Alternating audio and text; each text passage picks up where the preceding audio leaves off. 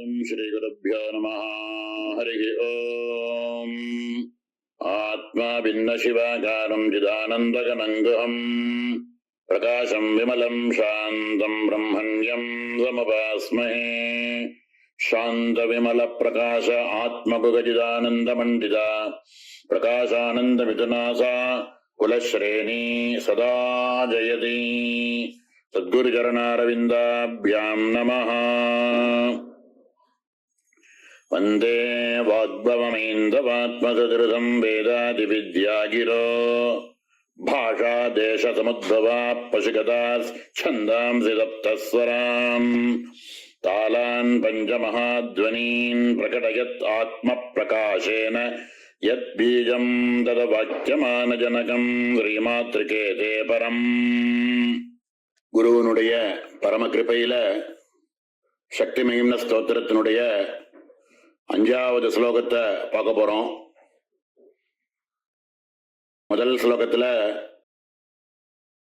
மங்களாச்சரணத்தை சொல்லிட்டு ஷோடசி மகாமந்திரத்தினுடைய உத்தாரணத்தை 2வது ஸ்லோகத்துல சொன்னார். 3, 4 இருக்கக்கூடிய 2 ஸ்லோகமுமே குண்டலினி தியானத்தை பத்தி சொன்னார். இப்போ 5வது ஸ்லோகத்திலேருந்து ஆரம்பிச்சு 16வது ஸ்லோகம் வரைக்கும் 12 ஸ்லோகங்களும் சங்கேத சார மூல வித்யா அப்படின்னு சொல்லக்கூடிய மந்திரத்தை பத்தி நமஸ்காரம் பண்ணி அதை பத்தி அதனுடைய அர்த்தங்களையும் அதனுடைய மகிமையை பத்தியும் சொல்றார். அதுல வாக்பவ பீஜம் அப்படின்னு சொல்லக்கூடிய முதல் பீஜாட்சரத்தை 5, 6, 7 இந்த 3 ஸ்லோகத்துல வாக்பவ பீஜத்தை பத்தி சொல்றார். அதுல வாக்பவ பீஜத்தை பத்தி சொல்லக்கூடிய ஸ்லோகங்கள்ல இருக்கக்கூடிய முதல் ஸ்லோகத்தை இப்ப பார்க்க போறோம். கேதம் அப்படின்னாக்க குறிக்கக்கூடியது அப்படின்னு, லிங்கம் அப்படின்னு அதை சொல்லுவா. இத பிரம்ம வித்யா ஸ்வரூபமாக இருக்கக்கூடிய பஞ்சதசாட்சரி மந்திரத்தினுடைய 3 கூட்டங்கள், அதை சங்கேதமா சொல்லக்கூடியது பாலாபீஜாட்சரங்கள். மந்திரத்தை டைரக்டா சொல்ற வழக்கம் இல்லை, அதனால பாலாபீஜாட்சரங்கள். அந்த திரட்சரியா இருக்கக்கூடிய பாலாபீஜாட்சரங்கள்ல மெய்யெழுத்துக்களை விலக்கினாக்க பாக்கி மிஞ்சக்கூடிய உயிரெழுத்துக்கள் என்ன இருக்கோ அதுக்குதான் சங்கேத சார மூல வித்யா அப்படின்னு பேரு. சார் ஸ்ரீ சிதானந்தநாதர் இந்த புஸ்தகத்துல அத பிரிச்சே தனியாவே எடுத்து காமிச்சிருக்கார். ஐம்ன்றதே முதல் பீஜாட்சரமே சுராட்சரமா இருக்கிறதுனால அதுல ஒன்றும் விளக்கறதுக்கு ஒண்ணும் இல்லை. 2வது 3வது பீஜாட்சரங்கள்ல ஸ்வரங்கள் மட்டும் தனியா பார்த்தோம்னா ஈம் ஔஹு அப்படின்னு வரும். இந்த 3 பீஜாட்சரங்களா இருக்கக்கூடிய ஐம் ஈம் ஔஹு அப்படின்னு சொல்லக்கூடியதுதான் சங்கேத சார மூல வித்யா அப்படின்னு சொல்லுவா. அதுல இருக்கக்கூடிய முதல் பீஜாட்சரமாக இருக்கக்கூடிய ஐம்னு சொல்லக்கூடியத வாக்பவ பீஜம் அப்படின்னு சொல்லுவார். அதனால அந்த ஐம்னு சொல்லக்கூடிய வாக்பவ பீஜத்தை பத்தி தான் இந்த 5வது ஸ்லோகமானது ரொம்ப பிரசித்தமா சொல்றார். ஸ்ரீ மாத்ரிகே அப்படின்னு கூப்பிடுறார். அதுலயே ஸ்லோகத்திலேயே ஐம்ங்கிற பீஜாட்சரத்தை காமிக்கிறார். வந்தே வாக்பவம் அப்படின்னு பிரிச்சுட்டோம் அப்படின்னா ஐந்தவாத்ம சதுரசம் அப்படின்னே பிரிக்கலாம். அப்படி பிரிக்கும் போது ஐம்ங்கிற பீஜாட்சரத்தையே ஸ்லோகத்துக்குள்ள சங்கேதமா காமிக்கிறார். வந்தே நமஸ்காரம் பண்றேன் வாக்பவமாக இருக்கக்கூடிய ஐந்தவாத்ம சதுரசம், சகல வேத சாரங்களாக இருக்கக்கூடியது ஐம்ங்கிற பீஜாட்சரம். அதுதான் இந்த இடத்துல ஐந்தவாத்ம சதுரசம் அப்படிங்கிறார். வேதாதி வித்யாகிரோ, வேதங்கள் அப்படின்னு எடுத்துட்டோம் அப்படின்னா 4 வேதங்கள், 6 சாஸ்திரங்கள், ஸ்மிருதிகள், புராணங்கள், இப்படி எவ்வளவோ இருக்கு. 18 புராணம், 18 உபபுராணம், இவைகள் எல்லாத்தையும் சேர்ந்து ஒரு வித்யை அப்படின்னு சொன்னோம்னா அதுல ரொம்ப சாரதமமாக இருக்கக்கூடியது வேதம். அந்த வேதமானது 4 வேதங்களாக இருக்கு. ரிக்வேதம், எஜுர்வேதம், சாமவேதம், அதர்வண வேதம்னு இருக்கக்கூடிய 4 வேதங்கள். அதுல ஐம்னு இருக்கக்கூடிய பீஜாட்சரமானத 4 வேதத்தினுடைய சாரம் அப்படின்னு காமிக்கிறார்.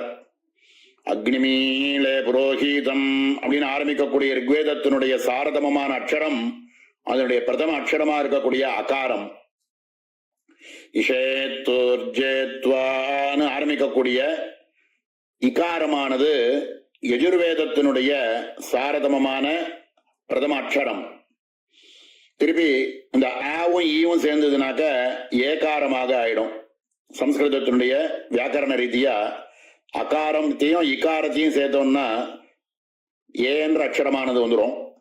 அந்த ஏவோட அக்னாயாகி வீதையே அப்படின்னு ஆரம்பிக்கக்கூடிய சாமவேதத்தினுடைய பிரதமாட்சரமா இருக்கக்கூடிய அகாரத்தை சேர்த்தோம்னா ஐ அப்படின்னு ஆயிடும். சன்னோ தேவி அப்படின்னு இருக்கக்கூடிய அக்ஷரத்தினுடைய அனுஸ்வாரத்தை எடுத்துட்டோம்னா ஐம்னு ஆயிடும். இப்படியாக 4 வேதத்தினுடைய சாரதமமாக இருக்கக்கூடியது அப்படின்னு காமிக்கிறதுனால வந்தே வாக்பவமைந்த வாத்மசதுருசம் வேதாதி வித்யா கிரஹ. கிரஹ அப்படிங்கிற பதத்தினால வார்த்தைகள் அப்படின்னு அர்த்தம். இப்படியாக வேதத்தில் இருக்கக்கூடிய சப்தங்கள் எல்லாத்தினுடைய சாரதமமாக ஒரே அக்ஷரத்துல சொல்லணும்னாக்க ஐங்கிற ஒரு பீஜாட்சரத்தை சொல்றதுனாலயே சகல வேதத்தினுடைய சாரதமமா இருக்கிறதுனால 4 வேதத்தையும் உச்சாரணம் பண்ணின ஒரு பலனானது கிடைக்கும். இது வேதத்தை எல்லாராலையும் உபாசனை பண்ண முடியாது. உபநயனாதி சம்ஸ்காரங்கள் இருக்கக்கூடியவாத்தான் பண்ண முடியும். ஸ்திரீகள் பண்ண முடியாது, இதரால் பண்ண முடியாது. இப்படிலாம் இருக்கிறதுனால பரம கருணையோட ஸ்ருதி நம்மளுடைய வேதங்கள் எல்லாம் எல்லாம் என்ன காமிக்கிறது அப்படின்னா ஸ்மிருதிகளாலையும் புராணங்கள்லையும் இருக்கக்கூடிய விஷயங்கள் எடுத்து காமிச்சு அதனுடைய சாரதமமாக இருக்கக்கூடிய இந்த ஐம்ங்கிற பீஜாட்சரத்தை எல்லா மோட்சத்துல இச்சை இருக்கக்கூடிய யார் வேணாலும் உபாசிக்கலாம் அப்படின்னு சொல்லி இருக்கிறதுனால இந்த மந்திரங்களை ஸ்திரீகளும் சொல்லலாம், இதராள்களுக்கும் இதுல அதிகாரத்துவம் உண்டு. எந்த ஒரு மோட்சத்துல இச்சை இருக்கக்கூடிய மோட்சத்துல எல்லாருக்குமே ஒரு சுதந்திரம் உண்டு அத மோட்சம் அடையறதுக்கு. அப்படிங்கிறதுனால எல்லாருக்குமே இதுல மந்திரங்களை ஜபிக்கிறதுக்கு அதிகாரத்துவம் உண்டு அப்படிங்கிறத புராணங்கள்லயும் ஸ்மிருதிகள்லயும் சொல்லியிருக்கிற சாஸ்திர ரீதியா அதனுடைய சாரதமமாக இருக்கக்கூடிய ஐம்ங்கிற பீஜாட்சரத்தை எடுத்து காமிக்கிறார். அதுதான் கிரகங்கிற பதத்துல சொல்றார். மேல பாஷா தேச சமுத்பவாஹா, பாஷா அப்படின்னு சொல்றோம். பாஷாகா அப்படின்னா ஒரு ஒரு ஊர்ல ஒரு ஒரு மாதிரியான பாஷைகள் பேசுறா. பாஷைன்ற பதத்துக்கே என்ன அர்த்தம்னா ஒரு விஷயத்த ஒருத்தருக்கு புரிய வைக்கிறதுக்கோசரம் பண்ணக்கூடிய ஒரு கம்யூனிகேஷன் அப்படிங்கிறது தான் பாஷான்னு சொல்றோம். சர்வ பாஷைகளுக்குமே பலன் எதுக்கோசரம் பாஷை அப்படின்னாக்க நினைச்சுட்டு இருக்கிற ஒரு விஷயத்தை இன்னொருத்தருக்கு புரிய வைக்கிறதுக்கு ஏற்பட்டது பாஷை. இப்படியாக சப்தங்கள்னாலதான் அதை சொல்றோம். பாஷா தேச சமுத்பவாஹா, ஒரு ஒரு தேசங்கள்ல ஒரு ஒரு மாதிரி பாஷைகள் இருக்கும் அப்படின்னு சொல்றார். ஆனா இதனுடைய கூடார்த்தம் அப்படின்னு எடுத்துட்டோம்னா அது எப்படி சொல்றாருன்னா பரா பஷ்யந்தி மத்தியமா வைகரி அப்படின்னு 4 விதமான வாக்குகளை சொல்லுவோம். வாக்குங்கிறது 4ஆக இருக்கு அப்படின்னு காமிப்பா. சாஸ்திரங்கள்ல இதுல எப்படி சொல்றது அப்படின்னா மூலாதாரத்துக்கு கீழே இருக்கக்கூடிய அந்த குண்டலினியானது குலசகசிராரத்துல இருக்கக்கூடிய அந்த குண்டலினியானது பராங்கிற ரூபத்துல அப்படியே இருந்துட்டே இருக்கான். அப்ப அப்படி இருக்கக்கூடிய அந்த பரா அதுல ஒரு சின்ன ஸ்பந்தமானது ஒண்ணு ஏற்பட்டு ஏதோ ஒண்ணுத்த யாருக்கோ ஒருத்தருக்கு புரிய வைக்கணும் அப்படின்னு தோணும் பொழுது அதுல ஒரு சின்ன ஸ்பந்தமானது ஏற்படுறது. அந்த சின்ன ஸ்பந்தமானது ஏற்பட்டா அது மணிபூரகம் வரைக்கும் வெளியில வந்தாக்க அதுக்கு பஷ்யந்தி அப்படின்னு பேரு. அந்த சின்ன ஸ்பந்தத்தினால அது மேல தூக்கப்பட்டு பஷ்யந்திங்கிற பேர்ல மணிபூரக சக்கரத்து வரைக்கும் வருது. அதுக்கு மேல அநாகத சக்கரத்துக்கு அது இன்னும் கொஞ்சம் ஸ்தூலமாகி வெளியில வரும் பொழுது மூச்சு காத்தினால அது எழுப்பப்பட்டு அது என்ன சொல்லணும்னு நினைக்கிறோமோ அதை பாஷா ரூபமாக மாத்தி வாயு ரூபமாக அது அநாகத சக்கரத்துக்கு வரும் பொழுது அதுக்கு மத்தியமா அப்படின்னு பேரு. அதுக்கப்புறம் வாய் வழியாக நம்ம பேசக்கூடிய சப்தங்கள் இருக்கு, அது வெளியில வரும் பொழுது அதுக்கு வைகரி அப்படின்னு பேரு. வைகரிங்கிற வெளியில வரக்கூடிய வார்த்தையானது ஆகாசத்துல இருக்கு. இப்படி ஆகாசத்தில் இப்படியாக பரா பஷ்யந்தி மத்தியமா வைகரின்னு 4 விதமான வாக்குகள் இருக்கு. இது இதோட முடியல இதனுடைய சைக்கிள். இந்த வைகரியானது சப்த ரூபமாக வெளியில ஆகாசத்துல வந்தது, பாஷையினால ஒரு ஸ்தூல ரூபமாக ஏற்பட்டு அது ஆகாச ரூபத்தை எடுத்துட்டு அங்க வெளியில வந்த அந்த வைகரியானது யார் காதுக்குள்ள போறதோ அந்த காதுக்குள்ள போன உடனே அவருடைய வைகரியாக ஆறுது. அந்த வைகரியானது அவருடைய அநாகத சக்கரத்துக்கு வரும் பொழுது அது இன்னும் கொஞ்சம் ஸ்தூலமாக சூக்ஷ்மமாக ஆகி மத்தியமாங்கிற பேர்ல காதுல கேட்கிறவனுடைய ஹிருதயஸ்தானத்துக்கு வருது. அது இன்னும் கொஞ்சம் சூக்ஷ்மமாக ஆகி பஷ்யந்திங்கிற பேர்ல அவருடைய மணிபூரக சக்கரத்துக்கு போய் அது இன்னும் சூக்ஷ்மம் அடைஞ்சு பராங்கிற ரூபத்துல கேட்கிறவனுடைய மூலாதாரத்துல போய் சேர்றது. மூலாதாரத்துக்கு போய் சேர்ந்த அந்த சப்தமானது இவர் என்ன சொல்லணும்னு நினைச்சாரோ அந்த ரூபத்தை அவர் புரிஞ்சுக்கிறார். அவர் புரிஞ்சின்ற உடனே அதுக்கு என்ன பேருன்னா பரா. இப்ப இந்த பாஷை மூலமாக இப்படியாக ஒருத்தர் சொன்னது இன்னொருத்தர் காதுல விழுந்து அது போச்சே, அது என்ன ஆச்சு அப்படின்னா இங்க இருந்த பராஸ்வரூபமாக யார் சொன்னாரோ அவருடைய மூலாதாரத்தில் இருக்கக்கூடிய பராஸ்வரூபமானது ஸ்தூலமாகி வெளியில திருப்பி இன்னொருத்தருடைய காதுக்குள்ள போய் அது திருப்பி சூக்ஷ்ம ரூபமாக போய் மூலாதாரத்துல போய் சேர்ந்தது இல்லையா? அப்போ அவருக்கு அது புரிஞ்சுது. இந்த பாஷையிலேருந்து அவர் புரிஞ்சுக்க வேண்டியதை புரிஞ்சுட்டார். இப்போ இங்க இருந்த பராஸ்வரூபத்திலிருந்து எழுத்தாப்புல இருந்தவரனுடைய பராஸ்வரூபமாக ஆனதுக்கு அப்புறம் கம்யூனிகேஷன்ங்கிறது ஆயிடுது. இப்போ வாஸ்தவத்துல இந்த பராவும் அந்த பராவும் ஒண்ணுதான். இதுக்கு நடுப்புற ஏற்பட்டது எல்லாம் தாத்காலிகம். பஷ்யந்தி மத்தியமா வைகரி அப்படின்னு சொல்லக்கூடியவைகள் எல்லாமே தாத்காலிகம். பராங்கிறது சாஸ்வதம் அப்படிங்கிறார். அதனால பாஷா தேச சமுத்பவாக இப்படியாக ஒரு ஆதாரங்கள்ல தேசங்கள்னு சொன்னது மேலோட சொன்னது ஒரு ஊர்ல ஒரு மாதிரி பாஷைகள்னு சொன்னோம். ஆனா இந்த இடத்துல இவர் பராபஷ்யந்தி மத்தியமா வைகரிங்கிற வாக்கு ரூபமாக சொல்லக்கூடிய பாஷையானது எப்படி இருக்குன்னா மூலாதாரம் மணிபூரகம் அநாகதம் வாய் வழியா வெளியில வரக்கூடிய சப்தம் இப்படின்னு பராபஷ்யந்தி மத்தியமா வைகரிங்கிறது ஆதாரங்கள் மூலமாக வருது. அப்படிங்கிறதுனால அதுவும் தேச சமுத்பவாக அப்படிங்கிறார். பாஷா தேவ சமுத்பவா பசுகதாக. பசுகதாக அப்படின்னா ஏதோ மனுஷியாலா இருக்கக்கூடியவா மட்டும்தான் ஏதோ பேசிக்கிறான்னு இல்ல, பிராணிகள் கூட அவர்களுக்குன்னு அவளுக்குன்னு ஒரு சில பாஷைகள் உண்டு. எறும்பு போயின்னு இருக்க கூட எறும்பு கூட எழுத்தாப்புல சாரியா போயின்னு இருந்ததுன்னா எழுத்தாப்புல இருக்கக்கூடிய எறும்பு கிட்ட ஒரு நிமிஷம் நின்று எதையோ சொல்லிட்டு போறது. எல்லா மாடு கத்தக்கூடிய மாடு ஏதோ ஒன்றத்தை கம்யூனிகேட் பண்றது அந்த மாடு அதுக்கான பாஷையில. இப்படி ஏதோ எல்லாமுமே ஒரு சவுண்ட் அப்படின்னு சொல்லக்கூடிய ஒரு சப்தமயமாகத்தான் இந்த வெளியில வருது. எல்லா ரூபமுமே அந்த வேதாதி சாரகமமாக இருக்கக்கூடிய ஐமன்ற சுரூபந்தான் அப்படிங்கிறது தான் இதுல தாற்பயம் மேல சொல்ல ஆரம்பிக்கிறார். பசுகதாக இப்படியாக சர்வ பிராணிகளுமே கம்யூனிகேட் பண்றதுக்கு ஒரு பாஷையை வச்சுட்டு கம்யூனிகேட் பண்றது. சந்தாம்சி சப்தஸ்வரான் சப்தஸ்வசாரஸ்விதாயசோத்யம் வஹந்தி ஹரிதோ ரதே அப்படின்னு சொல்றது வேதமே. 7 விதமான ஸ்வரங்கள் இருக்கு அப்படின்னு வேதம் காமிக்கிறது. இந்த 7 விதமான ஸ்வரங்களுமே சாமவேதத்துக்குள்ள அடக்கம் பண்ணி வச்சிருக்கா, அதுக்குள்ள வச்சிருக்கா அப்படிங்கிறது சாமவேதம் படிச்சவாளுக்கு நல்லா தெரியும். சாதாரணமா சங்கீதம்னு எடுத்துட்டோம்னா சப்தஸ்வரங்கள்னு சொல்லக்கூடிய ச ரி க ம ப த நீன்னு சொல்லக்கூடிய சப்தஸ்வரங்கள் இருக்கு.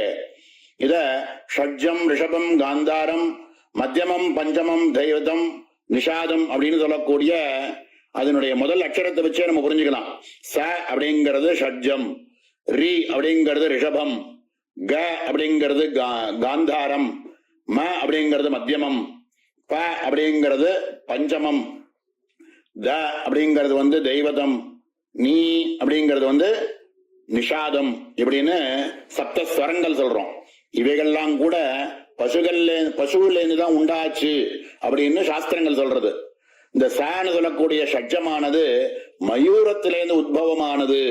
மயிலினுடைய ஒரு கத்தக்கூடிய ஒரு குரல் இருக்கு, அதுல இருந்து அப்படிங்கிறது உண்டாச்சு அப்படின்னு சாஸ்திரம், சங்கீத சாஸ்திரமும் சொல்றது, வேதத்திலையும் சொல்லப்பட்டிருக்கு. ரீ அப்படின்னு சொல்லக்கூடியது ரிஷபத்திலேருந்து வெளியில உண்டாச்சு. காளை மாட்டுக்குனுடைய கத்திர சவுண்ட்ல இருந்து ரீ அப்படிங்கிறது வருது அப்படின்னும், க அப்படிங்கிறது காந்தாரம்னு சொல்றது ஆடு, அஜத்திலேருந்து அஜோத்பூதம் அப்படின்னு சொல்லுவா. ம அப்படிங்கிறது மத்தியமம் அப்படிங்கிறது வகோத்பூதம் அப்படின்னு சொல்லி கொக்கு இருக்கு, அதனுடைய குரல்ல இருந்து வெளியில வந்தது அப்படின்பா. ப அப்படிங்கிறது கோகிலம் அப்படின்னு சொல்லக்கூடிய குயிலினுடைய குரல்ல இருந்து வெளியில வந்தது அப்படின்பா. த அப்படிங்கிறது குதிரையானது ஹயோத்பூதம்னு சொல்லுவா, அது குதிரையினுடைய கணைக்கிற சவுண்ட்ல இருந்து வெளியில வந்தது அப்படின்பா. நீ அப்படிங்கிறது நிஷாதம்னு சொல்லக்கூடியது கஜோத்பூதம் அப்படின்பா, அது யானையினுடைய ஸ்வரத்திலிருந்து வெளியில வந்தது அப்படின்பா. இப்படியாக சப்தஸ்வரங்களுமே ஒரு பிராணியினுடைய ஒரு சவுண்ட்ல இருந்து வந்தது. இதனுடைய மீட்டர்ஸ வெவ்வேறு காம்பினேஷன்ஸ்ல போடும்போதுதான் சங்கீதம்ங்கிறது ஏற்படுறது அப்படிங்கிறது தான் இந்த இடத்துல பசுகதாக சந்தாம்சி சப்தஸ்வரான் அப்படிங்கிறார். மேல தாளான் பஞ்சமஹாத்வனீன், தாளங்கள்னு சொல்லக்கூடியது ஒரு வாத்தியத்திலேருந்து வரக்கூடிய மிருதங்கம் அப்படின்னா அதுல ஒரு தாளம், தபேலா அப்படின்னா அதுல ஒரு வேற மாதிரி ஒரு தாளம், இதெல்லாம் வெவ்வேறு தாளங்கள் வருது. இந்த தாளங்கள் எல்லாத்துக்கும் சங்கு, பேரி, பணவம், ஆனகம், கோமுகம் அப்படின்னு சொல்லக்கூடிய பஞ்ச மகாத்வனின்னு இப்படின்னு தாளம் போடக்கூடியது பஞ்ச மகாத்வனின்னு இப்படின்னு வரக்கூடிய, அதுல இருந்து வரக்கூடிய ஒரு சப்தமானது இருக்கே, அதுவும் இந்த வாக்பவ பீஜமானதுதான். பிரகடயத்து ஆத்ம பிரகாசேன, ஆத்ம பிரகாசேன அப்படிங்கிறார். அப்படின்னா இவைகள் எல்லாமுமே யாருக்கு தெரியறதுன்னா ஆத்மாவுக்கு தான் தெரியறது. இப்படியாக ஆத்ம பிரகாசத்துக்கு தெரிய வேண்டியதுக்காக இருக்கக்கூடிய சப்த ரூபமயமாக இருக்கக்கூடிய சர்வத்தையுமே தத் பீஜம் பத வாக்கியமான ஜனகம், பதம் வாக்கியம் பிரத்யக்ஷாதி பிரமாணம் அப்படின்னு சொல்லுவா. ஒரு சின்ன ஒரு லெட்டரா இருக்கலாம், இல்ல ஒரு சின்ன ஒரு வேர்டாக இருக்கலாம், ஒரு பதமாக இருக்கலாம். பல வேர்ட்ஸ் இல்ல பல லெட்டர்ஸ் சேர்ந்து ஒரு வாக்கியமாக ஆகலாம். இவைகள்ல இருந்து நம்ம புரிஞ்சுக்கக்கூடிய பிரத்யக்ஷாதி பிரமாணம்னு சொல்லுவா. சப்தத்தினுடைய ஒரு அர்த்தம், இப்படியாக இருக்கக்கூடிய சர்வமுமே எல்லாத்துக்குமே காரணமாக இருக்கக்கூடியது ஆத்மாவை இருக்கக்கூடிய வாக்பவமாக இருக்கக்கூடிய ஐம்னு சொல்லக்கூடிய ஸ்வரூபமாக நீ இருக்காய், பரதேவதை இருக்காய். அப்படிப்பட்ட ஐம்ன்ற வாக்பவ பீஜ ஸ்வரூபமாக இருக்கக்கூடிய பரதேவதா சுரூபத்துக்கு என்னுடைய நமஸ்காரம் அப்படின்னு ஆரம்பமே வந்தே அப்படின்னு ஆரம்பிக்கிறார். அப்படிப்பட்ட எந்த ஒரு பாஷா ரூபமாக இருக்கட்டும், வேதத்துல வரக்கூடிய சப்தங்களா இருக்கட்டும், புராணங்கள் இதிகாசங்கள் எல்லாத்துல இருக்கக்கூடிய பாஷா ரூபமாகவோ சப்த ரூபமாகவோ எப்படி இருந்தாலும் அதுல வரக்கூடியது, தேசங்கள்ல வரக்கூடியது, இப்படியாக தாளத்திலேருந்து வரக்கூடியது, சந்தஸ்ல இருந்து வரக்கூடியது, சப்தஸ்வரங்கள்ல இருந்து வரக்கூடியது, எல்லாம் எந்த விதமான சப்தமாக இருந்தாலும் அது ஐம்னு சொல்லக்கூடிய வாக்பவ பீஜ ஸ்வரூபமாக இருக்கக்கூடிய பரதேவதை. அப்படிப்பட்ட அந்த பரதேவதைக்கு என்னுடைய நமஸ்காரம் அப்படின்றது ரொம்ப அற்புதமான சங்கேத சார மூல வித்யினுடைய முதல் ஸ்லோகம். மேல இருக்கக்கூடிய 2வது ஸ்லோகத்தை, இதனுடைய ஐம்ன்ற வாக்பவ பீஜத்தினுடைய அடுத்த ஸ்லோகத்தை அடுத்த அவகாசத்துல மேல பார்ப்போம். ஓம் சகனா பவது சகனோ புனக்து சக வீர்யங்கரவாவஹை தேஜஸ்வினாவதீதமஸ்து மா வித்விஷாவஹை. ஓம் சாந்தி ஷாந்தி ஷாந்தி.